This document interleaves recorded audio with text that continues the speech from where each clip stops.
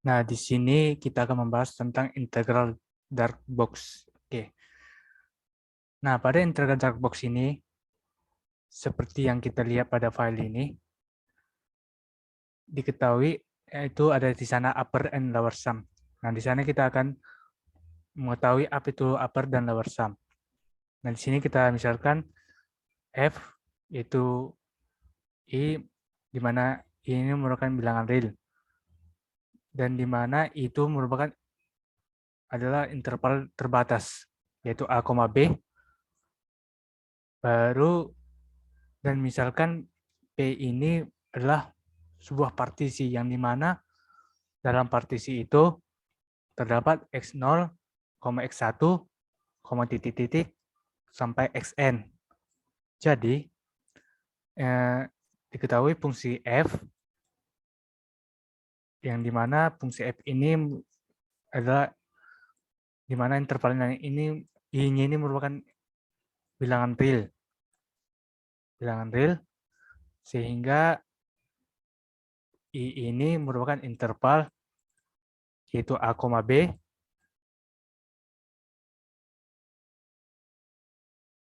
di mana pada interval A, B ini kita akan partisi yaitu disimbolkan dengan P sehingga dalam partisi tersebut terdapat beberapa partisi yaitu X0, X1,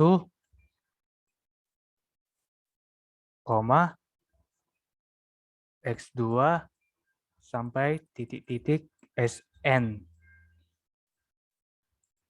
Oh iya ya, kok enggak aku pakai pulpen tadi ya? Oke, sorry guys. Nah, selanjutnya selanjutnya dari buku ini untuk K sama 1,2 sampai N. Nah, kita baca lagi MK kecil itu impimum dari fx di mana x ini merupakan anggota elemen dari xk kurang 1. Oke, kita catat di sini. MK itu dengan impimum fx di mana x elemen dari xk kurang 1 S. Hapus.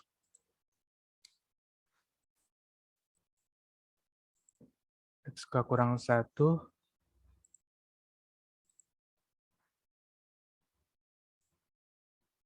XK.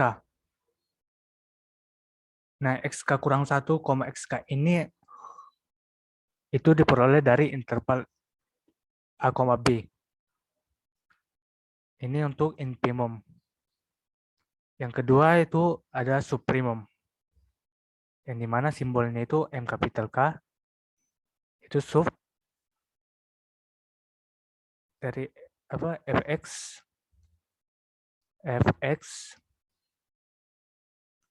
x elemen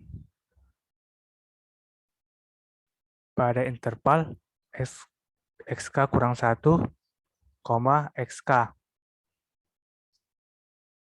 Oke. Dapat kita lihat pada gambar tersebut. Sebelumnya, Ya. Dok, Nah, aku boleh kasih penambahan nggak? boleh.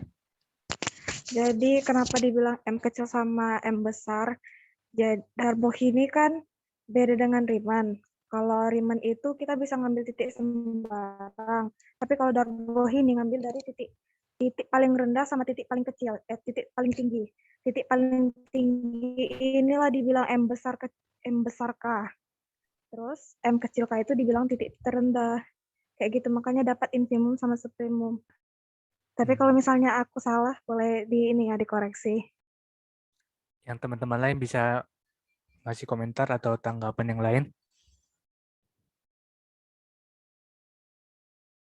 Kalau ada bisa ditambahi.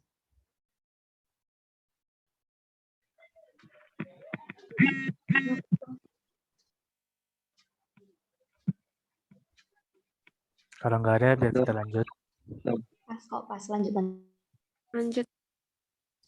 Ya, Rapip. Pas dong, pas. Pas. Oke, selanjutnya di sini diketahui sebuah gambar yaitu 74.1 LF, P atau a lower sum. Nah, sini gambar untuk lower sum, sedangkan yang ini untuk upper sum. Nah, di mana lower sum itu merupakan partisi yang terdefinisi, yang terintegrat terdefinisi. Gimana sih menjelaskannya? Itulah maksudnya. Nah, untuk lower sum itu disimbolkan dengan kapital L, sehingga dapat kita rumuskan L F, P, di mana sigma dari K sama dengan 1 sampai N dikali MK kecil dari XK kurang XK kurang XK kurang 1. Nah, di sini dapat kita ketahui bahwa untuk lower sum itu misalkan ada interval lower sum. Misalkan ada sebuah misalnya min 2. Nah, ini misalnya interval 2 sampai 3. Bisa kita gambarkan begini. Ini min 2, ini 3. Nah, baru di antara min 2 sampai 3 ini terdapat beberapa partisi. Ini ya, partisi. Anggap aja ini ada beberapa partisi. Aduh, kacau. Partisi. Ini C aja. Contoh. Oke. Nah, MK ini itu kita mencarinya per bagian. Misalnya min 2 di sini misalnya min 2,5, min 2,5. Nah, antara min 2 sampai min 2,5 ini tergantung dari fungsi yang diketahui. Maka itu akan diperoleh nanti MK-nya berapa. Selanjutnya akan dikalikan daripada XK kurang XK kurang 1. Nah, XK kurang XK kurang 1 ini itu diperoleh dari mana? Dari Partisinya. ya, partisinya. Misalnya satu partisinya antara min 2 sampai min 2,5. Nah, masukkan min 2-nya sama min 2,5-nya. Dikurangkan. Maksudnya jadi selisih gitu? Iya. Ya, nanti kita akan memperjelasnya di bagian selanjutnya. Ini pengenalan. Itu yang delta XI tadi kan? Iya, delta XI tadi. Ini untuk lower sum ya kan? Untuk gimana untuk upper sum? Untuk upper sum rumusnya sama. Saran dibuat kurvanya juga, garisnya gitu biar lebih jelas. Kurva pula kayak Mobile Legend. Tunggu ya, ntar. Aku hapus dulu. Ini tadi menggangguin ya. Tadi min 2 sampai 3 ya. Ini misalkan tadi min 2,3. Ini E-nya. Ya kan? Berarti ini dari lower sum. Misalnya grafiknya itu gini. Dia akan kena ke sini menyinggung atau ke sini dan ke sini. Mungkin ini agak terbalik, yang ini partisinya nggak beraturan. Mungkin kira-kira beginilah bentuknya tuh. Dia akan menuju dari yang terbawah, dari yang terendah ke tertinggi untuk lower sum. Nah, sedangkan untuk upper sum itu hampir sama, cuman cara itunya beda. Oke. Dom, Up. yang partisinya itu tadi terserah ya? Atau ada tergantung soal juga? Nah, untuk partisinya ini tergantung soal.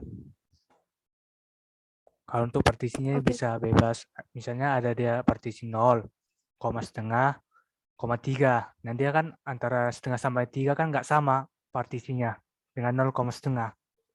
Nah, gitu dia. Jadi ini kemungkinan integral dark box ini ada di yang ini partisinya ada yang lebar dan ada yang kecil gitu. Tergantung partisi yang diminta. Oke, selanjutnya untuk Oke. upper sum, nah itu rumusnya sigma K sama dengan 1 menuju N. Nah, di sini untuk upper sum disimbolkan dengan M kapital K, huruf kecil, dikali hampir sama intervalnya tadi, ini XK kurang 1, XK kurang 1. Nah, misalkan tadi kita pakai interval dia berapa ya? Tunggu. 1,5. Oke. Nah, kita gambar. Di sini 5. Sini 1. Kebalik sih. Tunggu bentar, aku pikirkan. Sebenarnya bisa juga seperti ini. Tapi kita mengikuti kaidah koordinat ya. Dari 1 sampai 5. Nah, sini terdapat beberapa partisi. Misalkan saja ini partisinya gini. Ini juga gini. Ini ada gini. Nah, ini juga gini. Gini. Nah, anggap aja ini bagus. Oke. Dia sampai 1. Jadi intinya itu kalau upper sum itu dari titik tertinggi, dia akan menuju titik terendah. Wah, gimana sih gambarnya? Nah, gitulah kira-kira. Oke, selanjutnya. Tunggu dong, mau nambahin di bagian gambar itu tadi yang ke atas. Terus ini. Di buku. Di buku. Nah. Itu kan gambarnya kan diagramnya kan beda tuh penempatannya. Grafiknya beda penempatannya. Ya. Jadi kalau misalnya sepengetahuan aku, misalnya dari baca terus yang kita diskusikan tadi, sebelum ke Zoom ini, kalau misalnya di lower sum itu diagramnya itu dia di bawah kurva, sedangkan kalau di upper sum diagramnya itu di atas kurva. Cuman mau nambahin itu aja dong. Lanjut. Oke. Terima kasih atas masukannya. Oke. Ya sebenarnya gitu sih. Ini karena kita bagi kita bagi dua bagian. Ini untuk lowernya, ini untuk uppernya. Jadi kalau kita gabungkan ini pas seperti yang dibilang saudari apa tadi? Anita ya? Ya mungkin saudara Anita atau yang apa sih? Atau yang lainnya. Oke, pas juga. Oke, selanjutnya kita akan masuk lebih mendalami tentang bagian ini, dark box ini. Kita buka file pembahasan dari buku. Nah, daripada file ini diketahui sebuah interval tertutup yang terbatas yaitu A, B. Ini misalkan dia A, B. Interval terbatas itu A, B. Partisi dari A, B ini adalah himpunan berhingga B. Ya, berhingga. Dia berarti dia bukan tak hingga ya. Berhingga karena dia terbatas dari A, B. Nah, di mana P ini terdiri dari beberapa titik. Nah, beberapa titik ini disebut partisi. Yaitu terdapat X0, X1, X2 sampai Xn. Di mana A sama dengan X0 lebih kecil sama dengan X1, lebih kecil sama dengan X2, sampai dengan lebih kecil sama dengan xn kurang 1 lebih kecil sama dengan xn sama dengan b. Nah, ini untuk bagian dari lower sum atau infimum. Nah, untuk yang B ini adalah bagian dari lower berarti upper sum atau supremum. Atau bisa saya tuliskan untuk lebih jelasnya kenapa ini A sama dengan penjabaran dari A ini sama dengan B. Oke. Tadi dia interval terbatas ya A, B. Oke. Di sini A x0 lebih kecil sama x1 sampai seterusnya lebih kecil xn kurang 1 xn dengan B. Nah, sedangkan B itu artinya itu dari buku ini adalah sama. Berarti dia kayak gini. X0 lebih kecil sama dengan X1 sampai seterusnya lebih kecil sama dengan xn kurang 1 lebih kecil sama dengan xn. Nah, gitu. Artinya di sini lower dari fungsi fa ini fungsi fa lower dari fungsi f itu akan sama dengan lower berarti upper sum dari fungsi f. Oke, selanjutnya kita akan membahas. Boleh nggak aku tambahin? Boleh. Ini sepengetahuan aku ya, yang dari tadi ku tengok. Ya. Upper itu, dia itu kan kayak A ini yang ada barisannya kayak X0, X1, sampai XN gitu kan. Nah, barisannya ini decreasing. Decreasing terbatas ke 0 gitu. Terus yang lowernya ini increasing. Increasing terbatas kalau yang upper itu tadi terbatas di bawah. Kalau lower ini terbatas di atas 0. Makanya upper kan decreasing, lower kan increasing. Jadi nanti ada kemungkinan mereka itu bertemu. Itulah yang membuat lower sama dengan upper kayak gitu. Jadi mereka ada kemungkinan terjadi konvergen ke limit kayak gitu. Iya, betul, mantap. Hanya bisa lower sama dengan. Iya, betul, mantap. Oke, terima kasih ya untuk pencerahannya. Selanjutnya, untuk yang bagian daripada X0 lebih kecil sama X1 ini ada beberapa partisi, yaitu misalnya ada sebuah interval 1, berapa ya? 1,6. Ini akan dipartisi misalnya pada interval 1. Misalnya 1,2, ini satu partisi, baru 2,3, 3,4, dan baru 4,5, baru 5,6.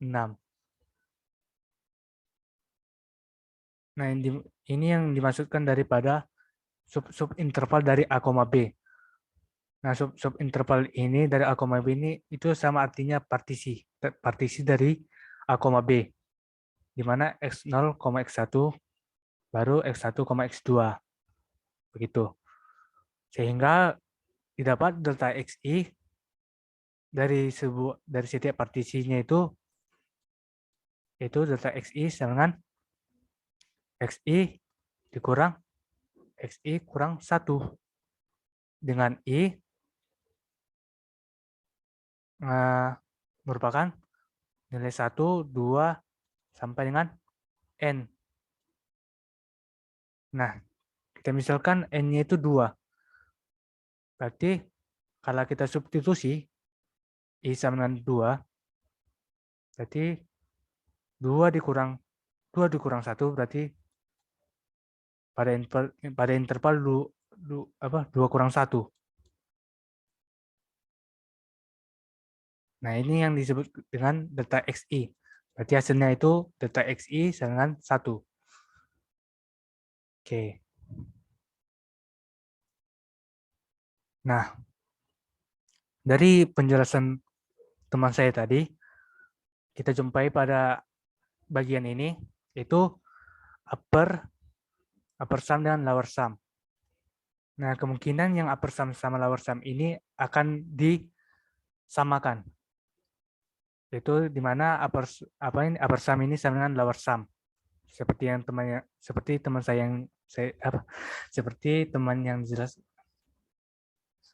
Aduh, gimana sih?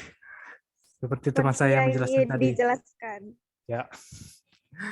Oke, gitu maksudnya. Nah, kita peroleh tadi di mana MI ini kita peroleh seperti yang saya jelaskan sebelumnya, itu diperoleh dari satu partisi. Nah, satu partisi itu seperti ini, antara 1 sama 2. Kita peroleh 1. Nah, 1 ini yang akan kita substitusi ke MI ini. Nah, sedangkan delta XI ini adalah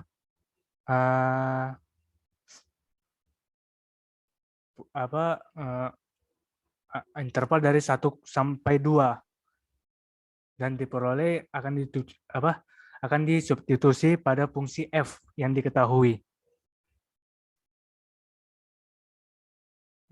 Oke. Tunggu. Oke, ralat ya. Untuk yang MI ini maksudnya itu kita peroleh dari partisi ini dan disubstitusi pada fungsi f. Bukan interval ini yang kita substitusi pada fungsi f.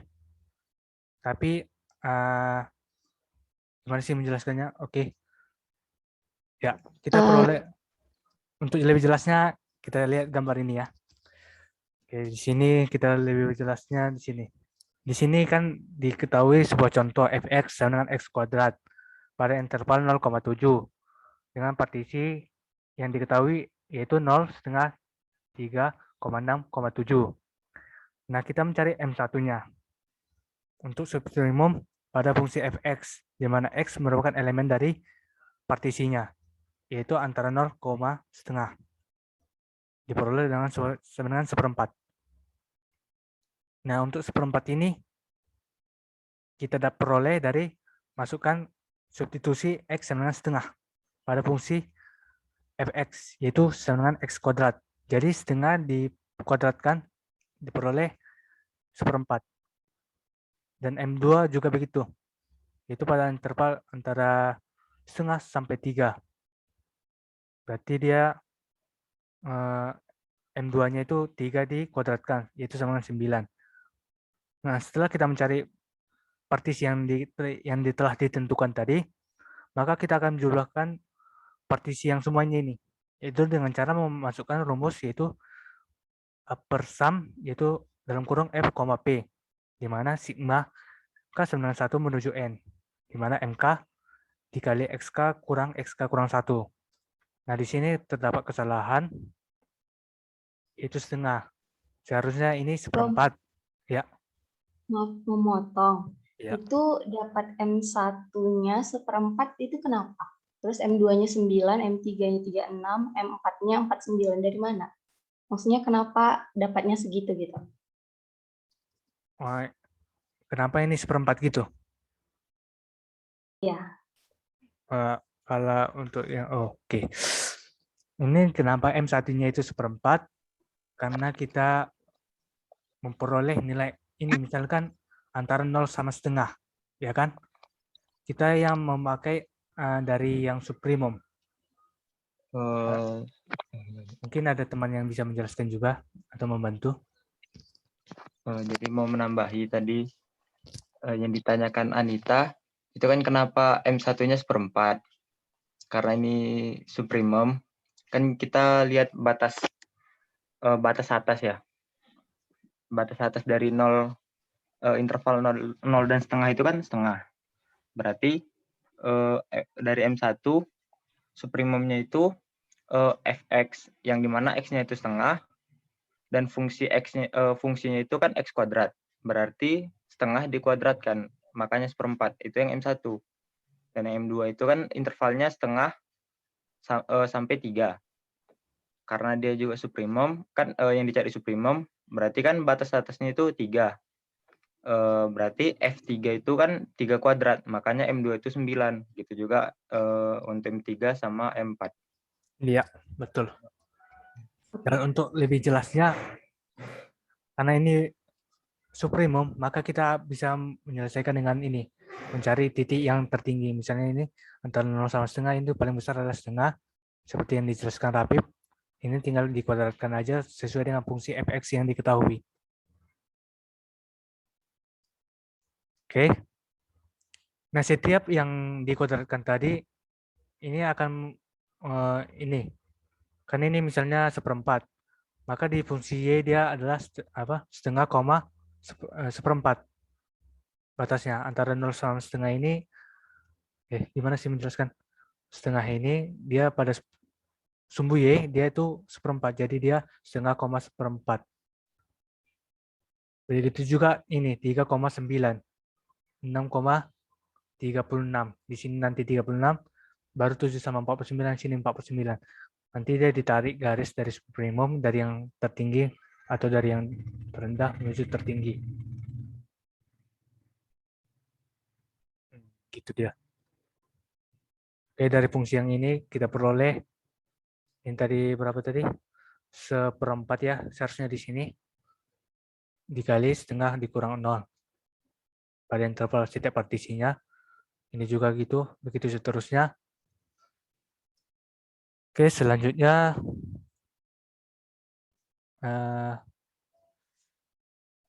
ada lagi teman-teman yang mau ditanyakan? Sejauh ini pas dong. Nggak ada. Lanjut dong. Oke. Oke.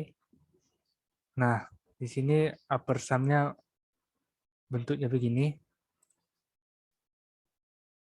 Oke, kita karena limit kita tinggal 10 menit lagi, kita akan percepat agar sesi ini tidak terpotong.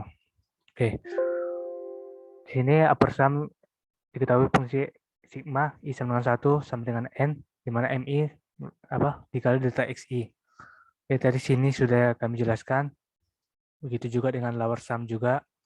Dan diperoleh di sini jumlah dark box atas dan jumlah dark box bawah akan disimpulkan seperti pada bagian ini, di mana m, m adalah batas dari f pada interval a, b. Didapatkan m lebih kecil sama dengan mi, lebih kecil dari mi, ini m, di mana mi ini adalah upper sum, sedangkan yang mi ini yang kecil ini adalah lower sum dan lebih kecil dari m. Nah, di sini bisa kita jabarkan lagi di mana m kali delta xi pada sebuah intervalnya lebih kecil sama dengan mi dikalikan pada sebuah intervalnya. Begitu juga dengan upper sum. Nah, jika kita jabarkan lagi, yang ini kita jabarkan dari delta xi, di mana b kurang a. B kurang a ini merupakan daripada interval pada a, b. Nah, kenapa ini L lower sum lebih kecil dengan upper sum? Kenapa nggak dijabarkan? Karena di bagian ini sudah kita jelaskan pada bagian sebelumnya, ini langkah sebelumnya. Nah, jika kita gabungkan upper sum dengan lower sum ini, dia akan lebih kecil dari, dia akan mendekati sebuah nol. Ya nggak sih teman-teman? Kalau ada yang salah bisa ditambahi. Mungkin aku silap. Mau nambahi, bukan nambah, agak sedikit memperjelas. Ya. Yang B kurang A itu kenapa dia dapatnya B kurang A? Itu kan misalkan, cok ke atas dong. agak atas, enggak terlalu ke atas. Enggak, bukan. Nah, itu kan, yang upper sum atau yang lower sum, kan dia rumusnya itu, delta X ada delta XI ditambah delta X1 tambah delta X2 sampai delta Xn. Nah, itu kan kalau dijumlahkan, dia itu menghasilkan,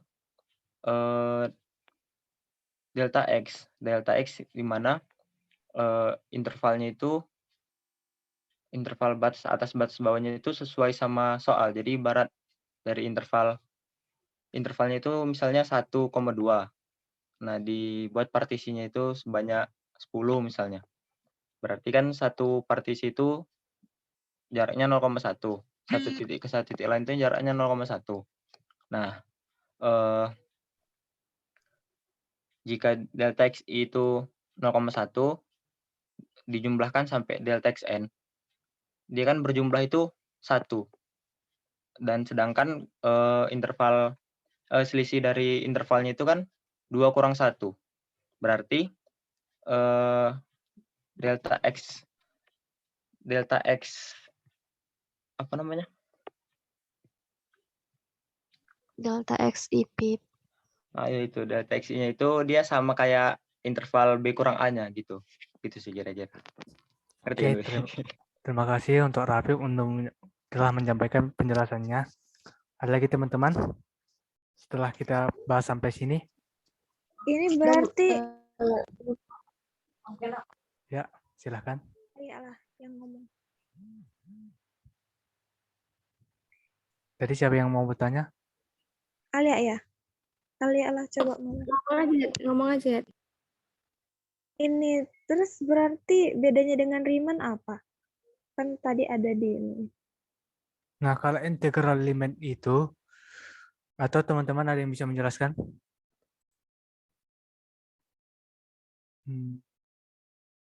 Ada ya Apa yang mau apa? Ngasih informasi? apa tadi? Nah, tadi si Yedija nanya, ini apa perbedaannya sama integral Riemann? Di mana perbedaannya? Sama kelebihannya juga. Apa yang buat integral Darboh ini lebih dari ini Riemann atau sama aja? Ya, ada yang bisa Ada yang- membantu Iya. menjelaskan? Boleh nambahin kamu? Boleh, boleh. Kalau yang setahu aku yang tadi ada ngebaca juga, Iya. kalau Darbox ini dia lebih teliti gitu pembahasannya dan mencari itunya lebih panjang jalannya. Jadi dia lebih efisien gitu jawabannya dibanding yang Riemann. Kalau yang Riemann nyarinya satu aja. Oke. Sedangkan kalau yang Darbox itu dia lebih akurat gitu. Oke, aku paham Kalau ada maksudnya. di Oh, maksudnya kayak Darbox ini kan dia tadi perbagian gitu kan, yang persegi panjang itu. Jadi kalau misalnya Darboh ini satu persatu dicari luasnya gitu. Tapi kalau misalnya Riemann ya udah karena partisinya sama besar, jadi ini aja satu aja dicari gitu. Ya, kalau yang Darbox ini satu-satu gitu dia, jadi dia lebih efisien, lebih akurat gitu dibanding Riemann. Kalau Riemann sekali cari gitu aja. Oh, kalau Riemann dia satu interval aja dia cari untuk mewakili semuanya. Nah, itu ya maksudnya ya? Iya, iya gitu maksudnya. Oh, Kalau ada yang kurang ditambahin. oke, oke. Oke, paham. Teman-teman yang lain udah paham nggak maksudnya tadi? Alia tadi. Paham. Paham Mau- dong. Mau menambahi boleh nggak? Ah, boleh, boleh. Jadi kalau misalnya ini kalau salah diluruskan ya. Iya. Kalau misalnya Darbox itu dia lebih banyak digunakan itu misalkan partisinya itu beda-beda tiap partisi. Ukuran ininya, ukuran partisinya. Nah, kalau untuk Riemann dia itu ukuran partisinya sama. Jadi kita nggak perlu ngitung delta X. Delta X-nya itu udah pasti sama gitu. Sedangkan di darbox ini delta X-nya beda-beda. Lebih banyak digunakan untuk delta X yang berbeda gitu. Maksudmu Gitu aja, kayak panjang menurutku gitu. setiap diagramnya gitu. Iya, Hmm, panjang persegi-perseginya itu lebarnya. Oke, jadi kalau misalkan Partisinya. ada soal dia partisinya nggak beraturan, apakah kita bisa menggunakan integral Riemann? Menurutku kurang efisien, Oh, kurang teliti. kurang teliti ya. Berarti kita menggunakan integral dark box ya. Iya. Oke. Oke, berarti oke, udah paham aku. Oke, makasih teman-teman semua yang sudah menyampaikan penjelasannya atau pengetahuannya ya tentang materi yang kita bahas kali ini. Mungkin ada lagi yang mau ditanyakan tentang integral dark box ini? Itu aja deh. Oke, Pas itu aja. dong. Oke, nggak ada ya. Oke, berarti pembahasan tentang integral dark box ini sudah paham ya semua ya? Udah pas, udah pas. Oke, Udah. paham. Oke, itu saja mungkin kelompok kita yang bisa menyampaikan diskusi tentang integral dark box ini. Saya stop share dulu. Dan di sini ada teman saya, Yedi Jawaita, Domingus Emsian, Anita Gultom, Alia Nadira, Reza Tirsasari, dan Ahmad Rafiq Nasution. Dan sekian mungkin pembahasan dari kami tentang integral dark box hasil diskusi kami kali ini. Kami mengucapkan terima kasih. Makasih, Weh. Oke, makasih Makasih, ya Wei. teman-teman semua. Juga, weh. Oke.